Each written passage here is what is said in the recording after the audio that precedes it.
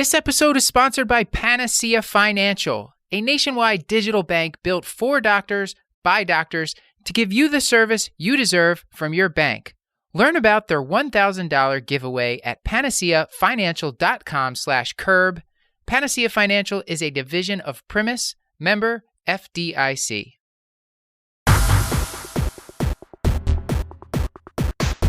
The Curbsiders podcast is for entertainment, education, and information purposes only, and the topics discussed should not be used solely to diagnose, treat, cure, or prevent any diseases or conditions. Furthermore, the views and statements expressed on this podcast are solely those of the host and should not be interpreted to reflect official policy or position of any entity, aside from possibly Cashback Memorial Hospital and its affiliate outreach programs, if indeed there are any. In fact, there are none.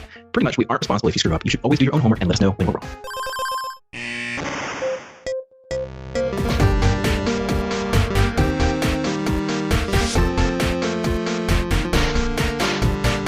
Welcome back to the Curbsiders, the internal medicine podcast that uses expert interviews to bring you clinical pearls and practice-changing knowledge. I'm Dr. Shreya Trivedi, here with my co-host, Dr. Leah Witt, and you'll hear from our dear friend, Dr. Matt Watto, in a little bit. And the reason why you'll hear Matt in a little bit is because this episode was originally recorded about a year ago, pre-pandemic. Hard to even imagine what that time was like. Yeah. And I'm really surprised that when I listen back to the audio, so much of this episode is still very relevant today, mid-pandemic. We're going to give some present-day context to the episode and then share with you some of our big takeaways with our guests. Yeah, so some present-day context. Leah and I have both been through probably a tsunami of changes and many cortisol surges in the last year or so. Both of us were pregnant about the same time, and I moved and started a new job in a completely new system. So nothing in both of our lives has felt like in cruise control for a very, very long time. Yeah, and just to reflect on our Women in Medicine Curbsiders series to date, now that I have a baby, actually a toddler, even though I'm trying to put into practice work-life integration skills from episode 1, I just can't stop thinking about the statistic that 40% of women leave or go part-time from medicine within 6 years of completing residency training. Yeah, you know, Leah, that statistic is me. And I know this is not the advice that women should get. And I don't give this advice to other women too. I think everyone should get paid for their time and work. But I think if I'm being very honest, with the number of hats I'm wearing and kind of the number of balls in the air, I just, for my mental peace, I had to go part-time. Mm-hmm. And it's really not just women that are looking for flexibility. Matt mentions this later in the episode. Maybe it's even a generational or cultural shift. And in these pandemic times, people are really reevaluating what do they want their lives to look like. I just heard the term being used for this high turnover time where people are looking for new jobs and leaving jobs called the Great Resignation. That's such a great name. I love it. And I think like, I just want to applaud, not the leaving of jobs or anything like that, but just the brave move. I think people were already at their wits' end probably pre-pandemic, and then it was just an impetus to kind of have that courage to say, hey, you know, this probably aligns with my work life a bit more, and whatever that means to each individual. So this episode is really going to delve into burnout and gender-based differences in well-being and how do we kind of achieve a more equitable workplace. Yeah, our first two guests on this episode participated in the 2019-2020 WELL program. So 6 different specialty organizations came together to think about the core tenets of equity, well-being, and leadership, and how you really can't have one without the other. WELL stands for Wellness Through Equity and Leadership. So first, Dr. Clif Knight. He's a family physician and senior vice president for education at the American Academy of Family Physicians with extensive leadership and expertise in well-being. And then Dr. Tammy Lin is an internal medicine specialist and voluntary assistant clinical professor at UC San Diego Health Sciences.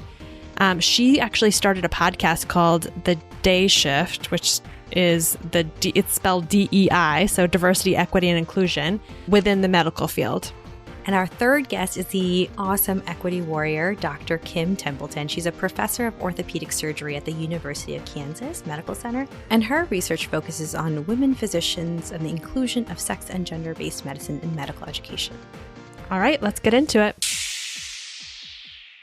So, Kim, you mentioned that a lot of the burnout interventions can be problematic because they're a little bit top down. Like we know what's good. We know what's good for you. Yes.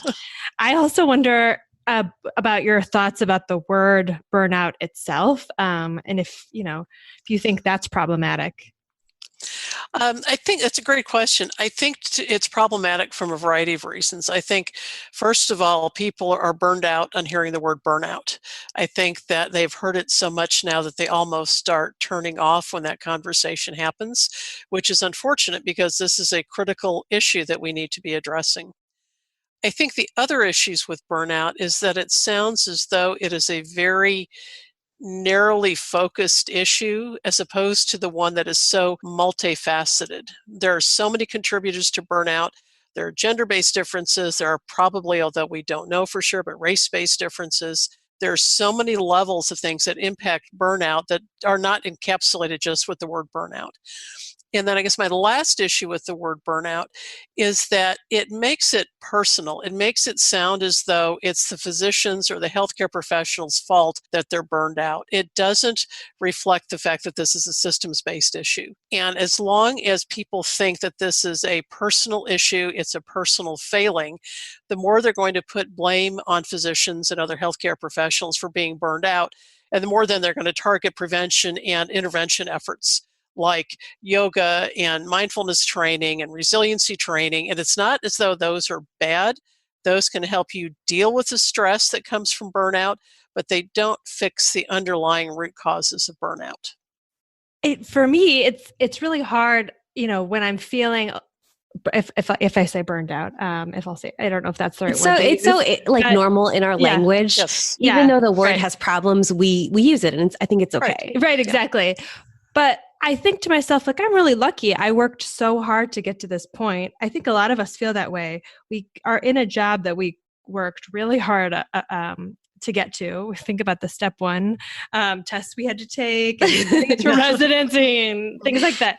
So obviously, 2 fellowships. 2 fellowships. And then, it's rewarding to take care of patients. So there can be also a lot of, as you said, guilt associated with burnout too. Right. I worked so hard. I have the luxury of doing a job other people would kill to do. Right. And although there are issues with the word burnout, it doesn't mean that we don't use it because, as you said, it's what everybody's using. But I think we need to have a much broader discussion of what burnout means. And so not get rid of the word, but make sure everybody understands what we're talking about.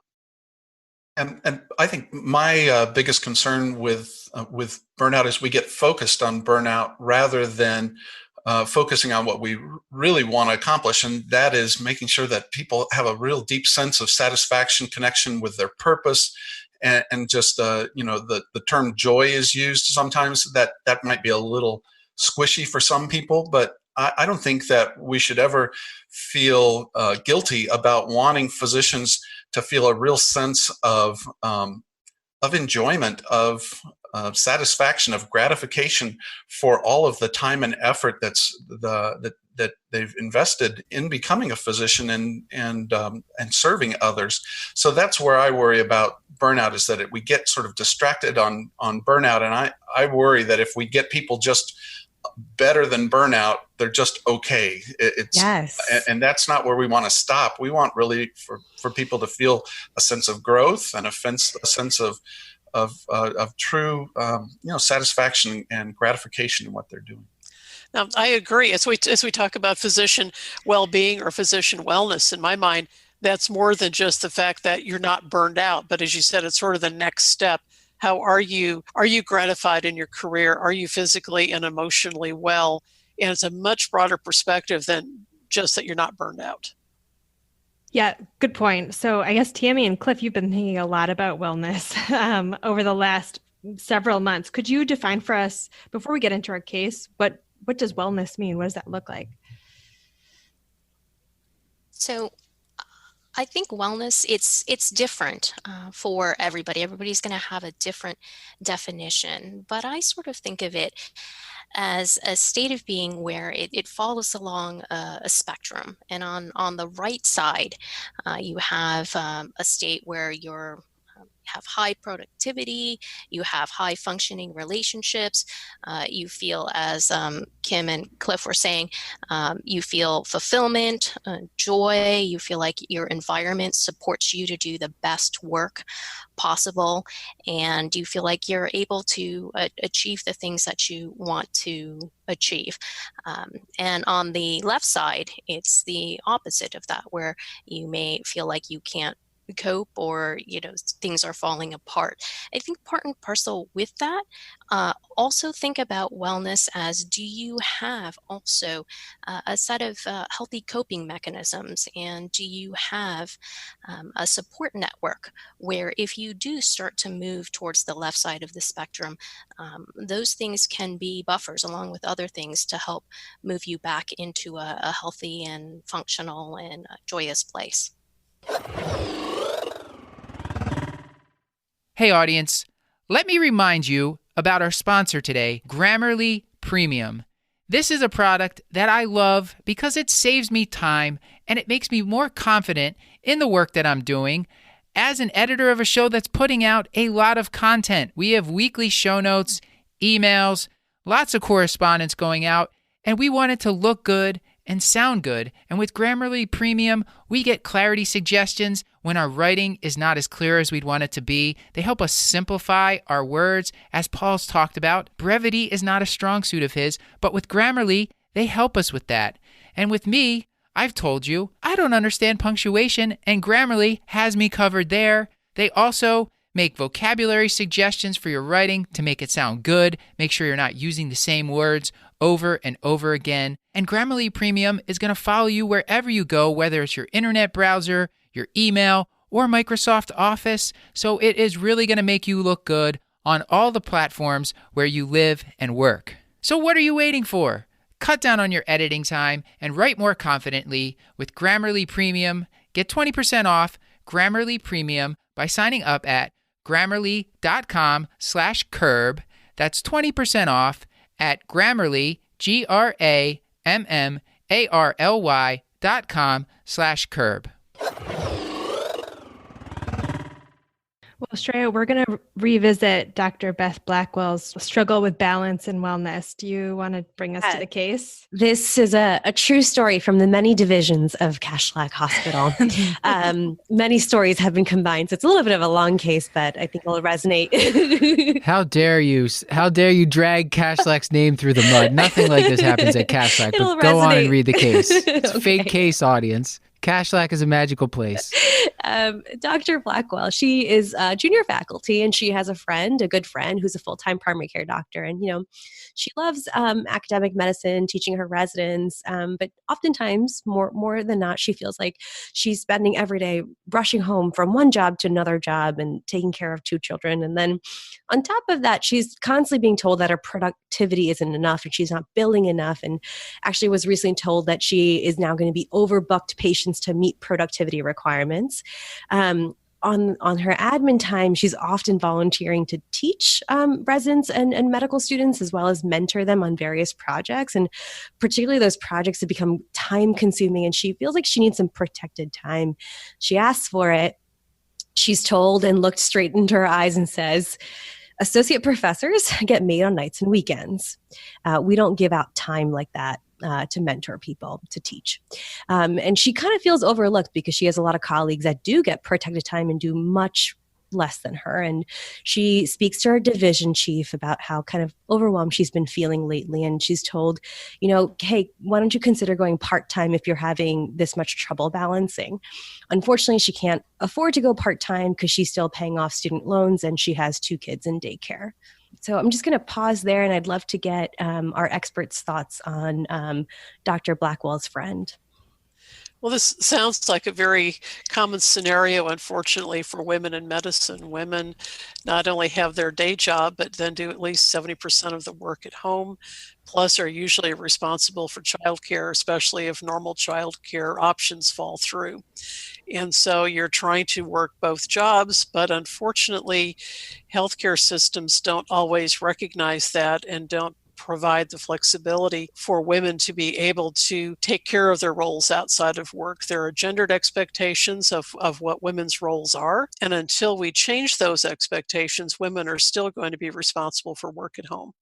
In a study that on which I was a senior author that was published recently, showed that women physicians over the age of 60 are still the primary caretaker for somebody. 20% of them are still taking care of someone.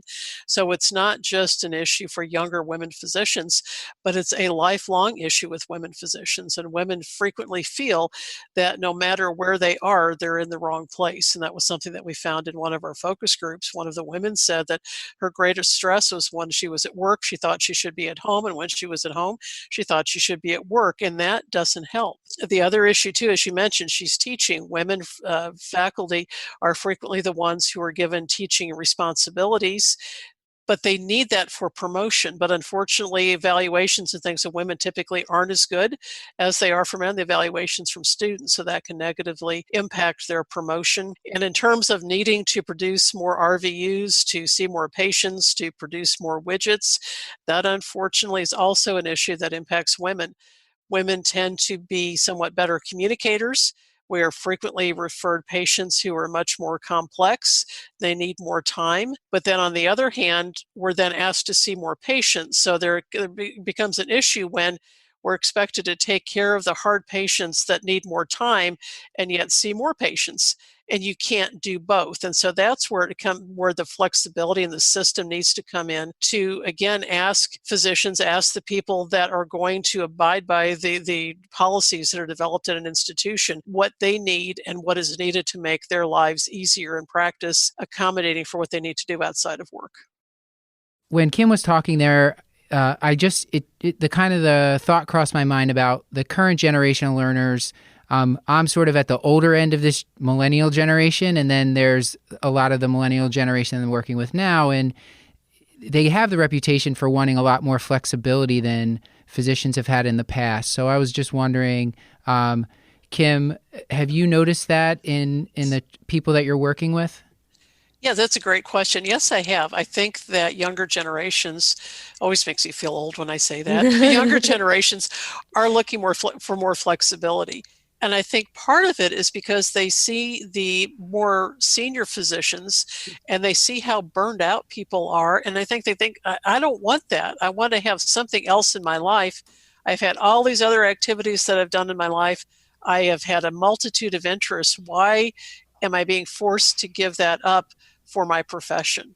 And so I do think they want more flexibility. I can think of a more senior orthopedic surgeon who was not in my institution, who said one time in a meeting that his vision was that he died in the operating room, which first of all is not great for patient care, but also this feeling like he was his job. He had no identity outside of his job. And so when his life ended, it needed to be because he was performing his job.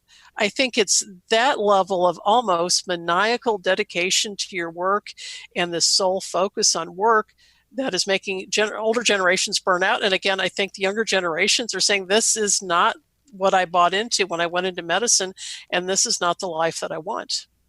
I would love I think it's great. Yeah, I would love to have the part-time discussion, because there was a New York Times article that we'll link to that got a lot of heat in the last year about how medicine is one of the most flexible professions, because unlike a lot of other jobs, like, being a lawyer, or, other examples, banking, private equity, I don't know, we can go part-time.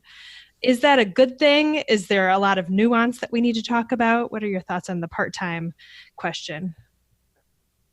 I think it's good in terms of balance. My only concern is who is going part-time, because as you notice from the article, it was always the women physicians who were either changing their area of specialty or they went part-time. My issue is then, as we look at it, that the problems that women have in career promotion, some of that is because they don't have the clinical experience that gives them the regional and national reputation they need for promotion. If they're working part-time, they may not have time to teach or do the research that's needed for promotion. So I think part-time is fine as long as women understand what they're getting into. And again, there's a conversation with the significant other or the spouse that really it needs to be the woman physician who is making things part-time. I had a female colleague with whom I was trying to develop a research project, and we kept trying to have meetings, and she kept canceling because there was constantly an issue with either daycare fell through or her child was sick and couldn't go to daycare. And I said, so are there other options? And she said, no, my husband is an attorney and he can't take time off work. So why is it always the woman who is the one who has to compromise? Now, again, as long as that's her decision, she understands what that means in terms of career promotion, and that's okay. That's fine. But I think that the assumption that the woman physician is the one who's going to have to sacrifice her career is concerning. And especially, again, in that New York Times article, it was always the woman who was changing her career path. Yeah. And I think I just want to bring up one of the comments. It's such a viral and controversial article. And one of the comments just struck me. It was from a male physician. And kind of to Matt's point, how it's not just, women in this generation, but a lot of men also crave that flexibility and that, and don't feel guilty for wanting to have that feeling of fulfillment and thriving that Clif was talking about. But one of the comments, I'll just highlight real quickly, this person from Cleveland, he said, my only hope for a change is the fact that younger generations of men are increasingly looking for work-life balance and willing to share domestic work with their partners. This and only this will provide true work-life balance to medicine, especially for women. Unfortunately, just another change in human behavior that will be dictated by men's desire, not women's. And I just thought it was so, again, looking at things from a different lens. It was like, oh yes, it's, one, it's really great that we have allyship from men and they also want this too, but hopefully this can help us kind of bring about that change, but also in some ways a little unfortunate as well. And this thought, too, that now that women represent more than 50% of medical school classes, that somehow this is going to change. I think having more women in medical school and thus more women physicians can help increase the volume of what we're talking about and needing more flexibility and changing the healthcare system. But it doesn't magically change just because there are more women in the field. It's really an intentional change because of their input. And then, as you said, the input from men. Leah and Shreya, I'm reminded, I can't remember if it was Vinny or Reshma that had mentioned there was a program where in order to keep women in this some sort of research track, there was grants that were given to young women who were researchers, and that way they could have the childcare provided so that they could keep on, on their projects and would not have this happen to them. So more programs like that. So there is some hope that things are being done for this. We just need a lot more of that. Yeah, that's right. That was the Reshma Jagsi podcast. And I believe that was a Harvard program. So yeah, there are some innovative, this was the Claflin Scholars Program at Mass General. So grants for women during childbearing and rearing years, hoping that they, that there would will hold them over. Yeah, exactly. Less dropout, less attrition. Less having to choose one thing versus the other and kind of, yeah. I would just add that everybody goes through different life stages. And so it may be that you are hitting one stage where you have a career push and you just step on the accelerator, but then there are maybe other stages where that may not be the case and you may want to step away and have other parts of your life be more the priority. But I do think that from a systems standpoint, we should also make it easier for women and others to re-engage again, should we want to come back and be more focused on the career. I think that just from a business standpoint, that's a lot of wasted potential and human capital. And you think about a physician, how much time, like at least 10 years spent focusing on developing a skill set, and then a lot of money invested, and you're in your peak years. So that's all going to waste if there aren't opportunities for people to re-engage again. So something Kim said speaks so loudly to me. When she said that women she talked to said that no matter where they are, they feel like they're in the wrong place, I was like, oh, this is it. Like, this is exactly how I'm feeling every day at work and at home. I feel like I should be spending time with the baby at home or at work, and spending time working when I'm at home, looking at my email. And as a result, I've just been interviewing literally anybody who'll talk to me, every mom, physician, to say, like, how did you make this work? Or if you have young kids, what are the actual details of your life? How are you actually making this work? And what I realized is that everybody's coming up with these workarounds, like Shreya going part-time, or for me, I am going to be starting clinic a little late and sort of pushing back my clinic schedule so that I can do daycare drop-off, which starts at 8:30. But none of these workarounds are actually codified. They're not like in a handbook or a menu of choices that you can choose because you need them for your life. The other thing that I'm struggling with, it's like a vicious cycle, is that I am super privileged because I'm actually a full-time ambulatory physician. So I have probably the most flexibility of any doctor, any profession, any sort of subspecialty. So yeah, it's really tough. I mean, yeah, I think especially when you compare yourself to like what a neurosurgeon's schedule is like, it's very easy and also unfortunate, like that so much of our coping or the way we kind of put things into context for ourselves is like, oh, well, somebody else has it worse than me. I shouldn't be feeling bad. I shouldn't be asking for things to change, or I should be more grateful because I'm in this situation. And I think maybe that's one of the things that keeps change from happening. Even though like in the day-to-day, we kind of have to tell ourselves that to just survive. I think it's also funny you talking about all these workarounds.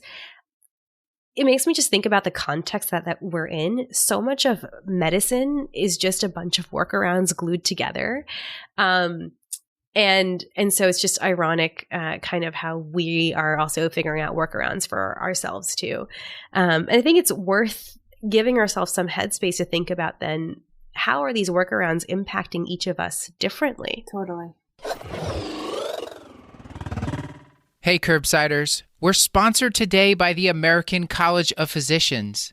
Internal medicine is evolving rapidly to meet the needs of new healthcare and practice challenges. You know this. ACP membership gives you and me the essential tools we need to stay abreast of the latest clinical and practice information. With ACP membership, you can access a wide array of free or deeply discounted resources, stay up to date with ACP's educational tools to earn CME and mock credit, and you can connect with a global community of 161,000 colleagues. I know that I love being an ACP member because they have great resources. There's the Annals of Internal Medicine with its ACP Journal Club, and MixApp. You all know MixApp. I love MixApp. I am such a huge internal medicine nerd that doing MixApp questions is a favorite pastime. And finally, if you're a POCUS nerd or POCUS enthusiast like me, then check out their POCUS resources online. They have great tutorials that you can use to educate yourself or to supplement the teaching that you're doing locally. So what are you waiting for? U.S. post-training physicians can receive a 20% discount on their first-year membership dues. This special deal is only available through December 31st, so visit acponline.org/ACP20 and use the code ACP20. That's a 20% discount for first-year membership dues at acponline.org/ACP20 and use the code ACP20. Yeah, I just wanted to get a little bit in just briefly in terms of at least what we know about gender-based differences in burnout. Are there any compelling statistics or compelling studies to know about how kind of some of these systems issues impact women differently? Because it affects all of us, as Matt and Cliff and everyone was saying, but I'd be curious about that, and I'd be curious if what is it that we know, just very briefly, about maybe even how it affects women of color differently. Well, some data would indicate that women are more likely to exhibit burnout. That data, though, you need to look at very carefully because women and men demonstrate burnout differently. Women are more likely to demonstrate emotional exhaustion. Men are more likely to exhibit burnout through depersonalization. Emotional exhaustion is much easier to pick up than is depersonalization in both ourselves and in others. So the question is, are women really more burned out, or is it just easier to pick it up in them? Regardless, even if the prevalence is the same between the genders, there are different risk factors for developing burnout between men and women. Some of the issues that you see with women are some of the things that they may bring into their profession, but is certainly exacerbated by their training in their profession. Things such as imposter syndrome and stereotype perception, where they don't think that they are as good as everyone tells them or as objective evidence would tell them, or that they think that everyone else thinks they're not very good. All of those tend to increase the risk of developing markers of burnout. The other issue is a systems issue, and that's issues with bias, discrimination, and sexual harassment. The interesting thing is when you look at the impact of sexual harassment on markers of burnout, among men, it occurs if they are the primary victim, meaning the harassment happens to them. Among women, it's if they are the primary or the secondary victim. The latter meaning they've either heard about a sexually harassing situation or they have observed one. That to me indicates that even if you personally haven't been harassed, if you've heard about someone who has, and as we know, that's frequently from serial harassers, it is an indication that the environment in which you are working does not hold the same values that you does not necessarily value women in medicine, and so can lead to what is, I think, at times the basic issue with burnout, that your values and what you want to do are at cross purposes to those of the organization in which you're working. Also wanted to bring up, I think those are all really important and great points.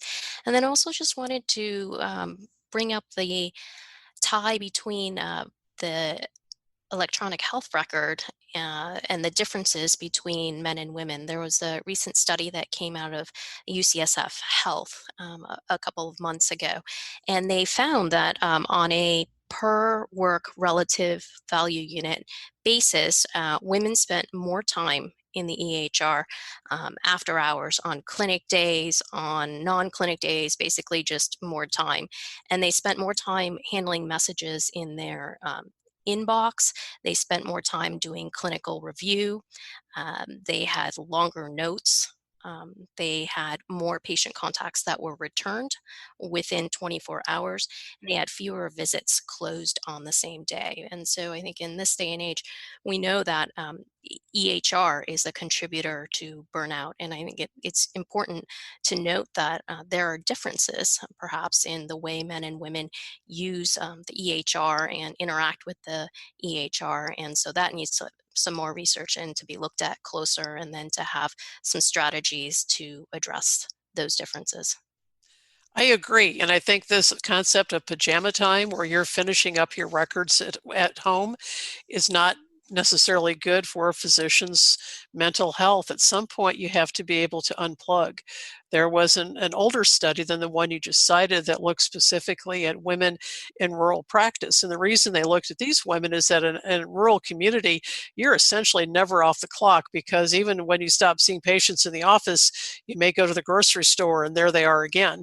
But in this practice, the women that found a way, with support from people at work as well as their families, to unplug and dissociate and separate themselves from work when they were at home and home when they were healthcare at work, we had much lower markers of burnout.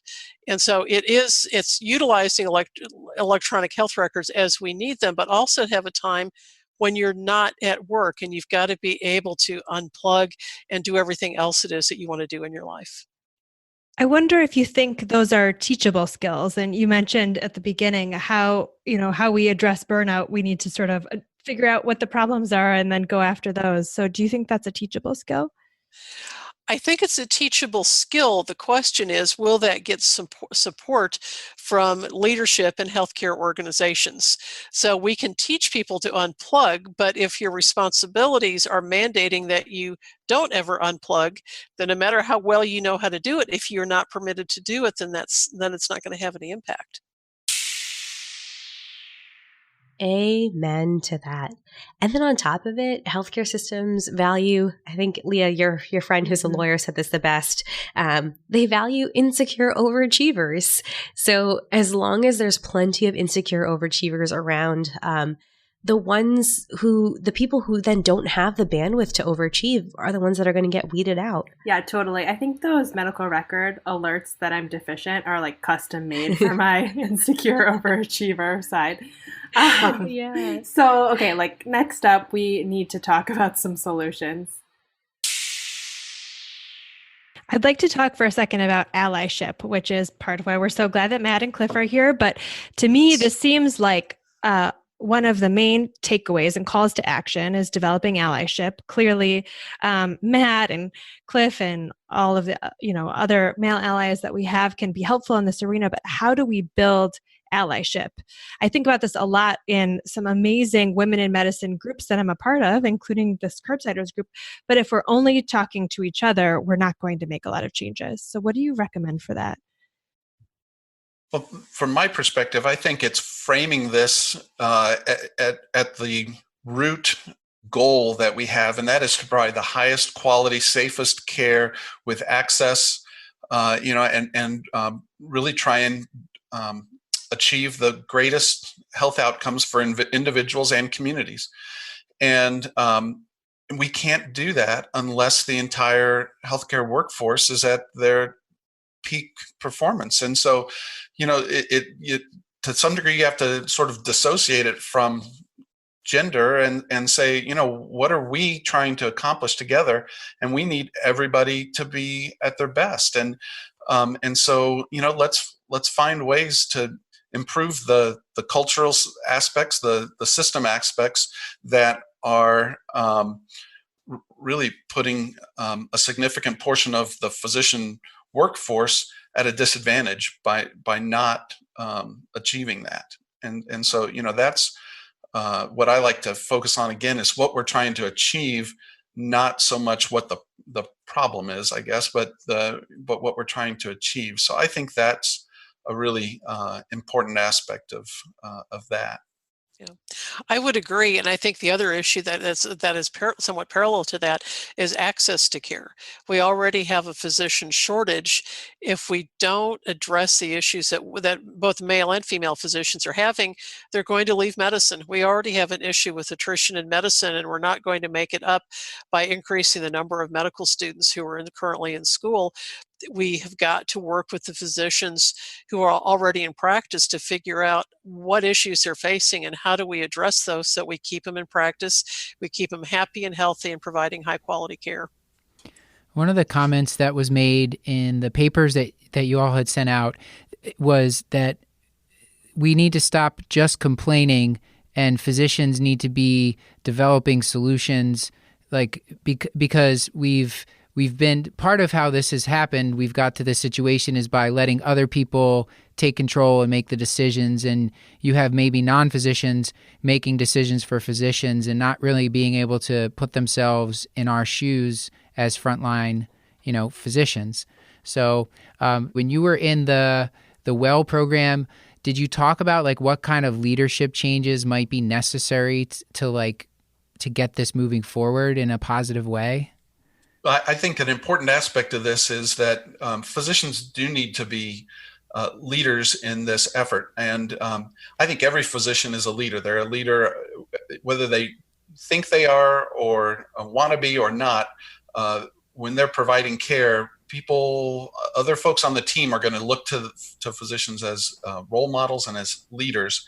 And so, I think that we need to embrace that role as leaders.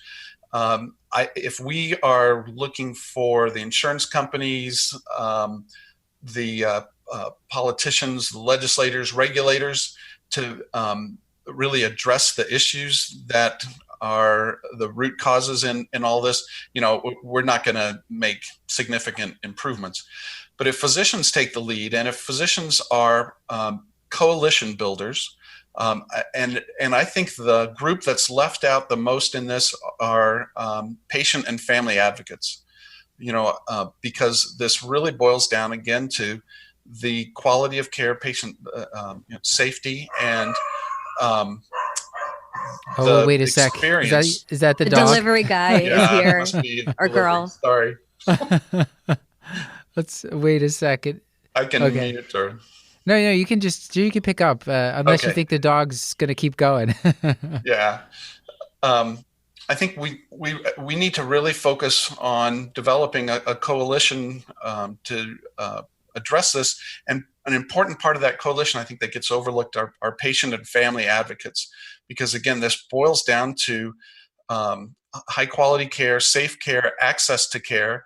And I think that patient and family advocates understand that having an optimally functioning physician is really important. And so I think they can be our allies in addressing some of these really stubborn issues. I agree, and it's reaching out to leadership in healthcare systems and in hospitals to talk about what is it that they are trying to achieve. They all have quality metrics. Patients don't come to a given hospital or healthcare system because of what kind of electronic health record they have, or that they've got a robot in the operating room. Those are all tools, but without a happy, healthy, well-functioning physician workforce, those tools are irrelevant.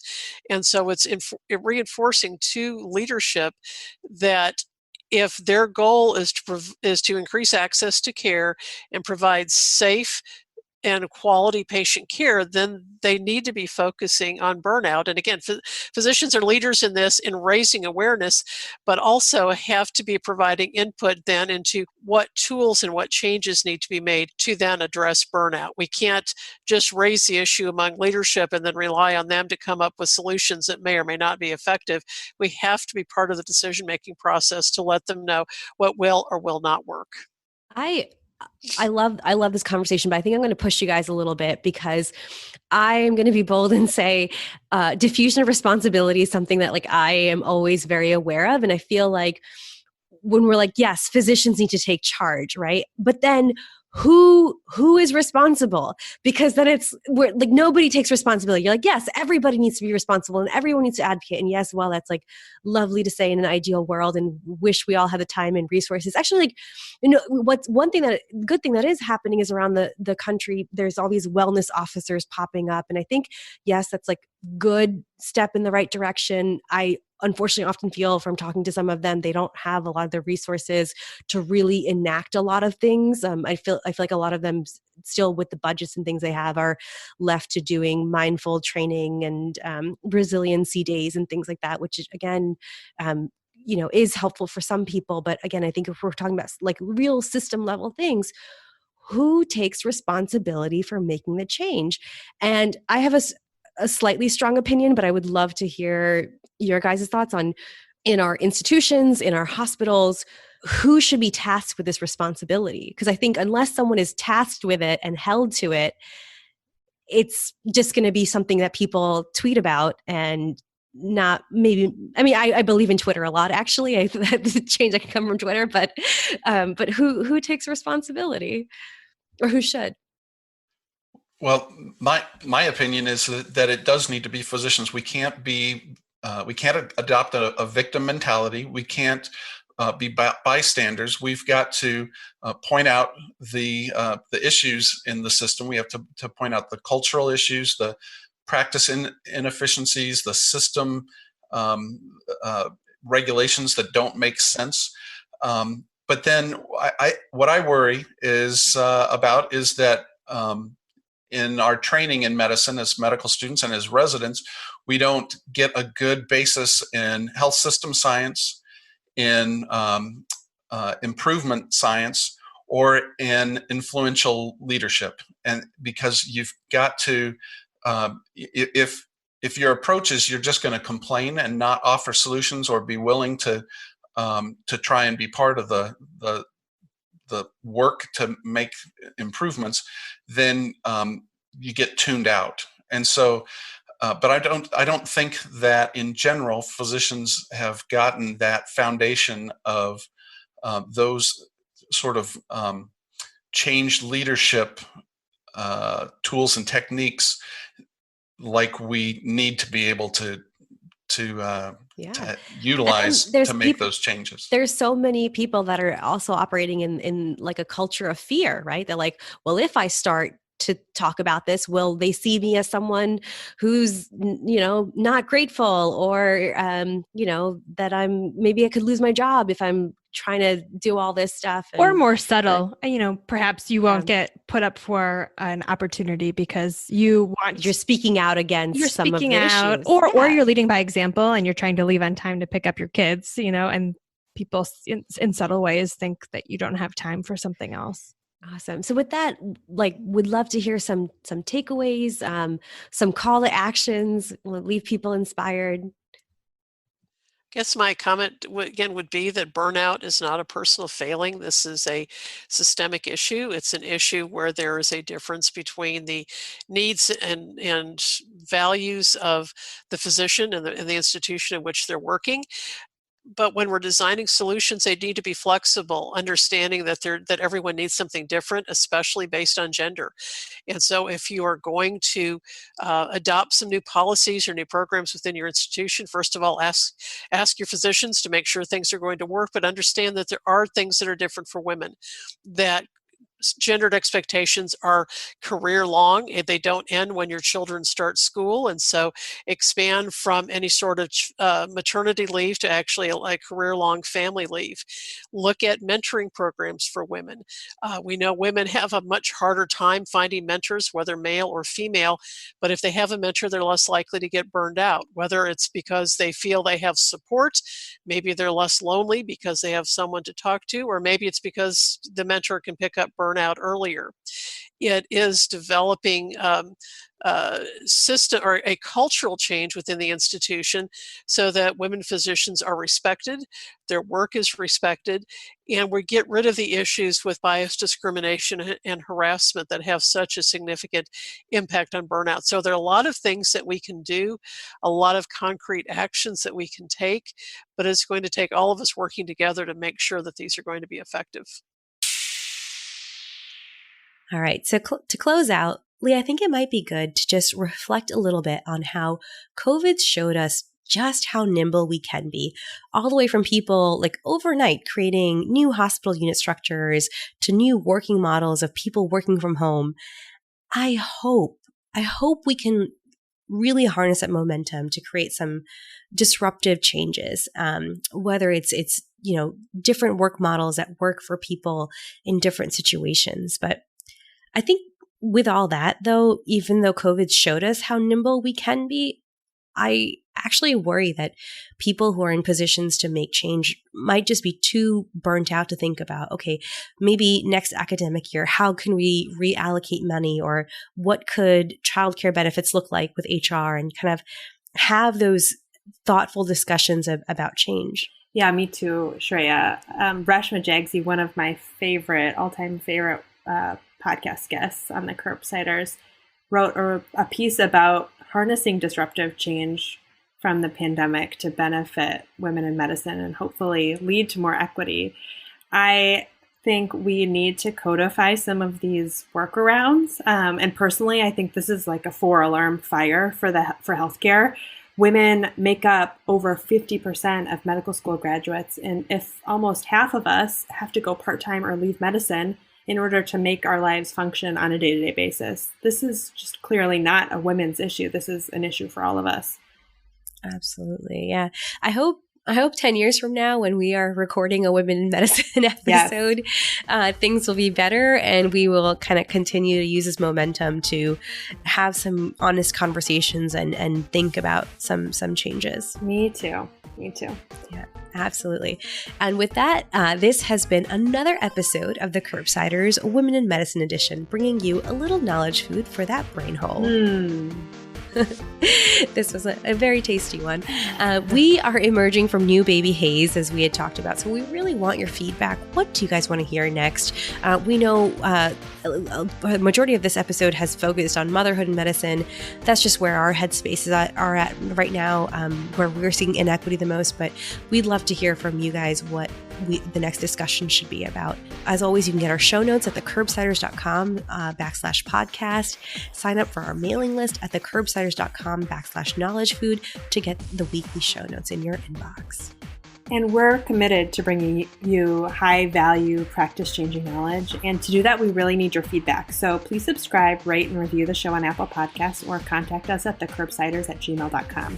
Special thanks to our producers for this episode and to our social media team, Beth Garbatelli on Twitter, Madison Mad Dog Morgan on Instagram, Tima Karganoff on our website, MJ Allen and Jeff Carter on the transcription team, and Chris the Chew Man Chew on Facebook. Until next time, I've been Leah Witt. And I've been Shreya Trivedi. And this is Matt Watto signing off in guest spirits. Thank you and have a good night. Good night.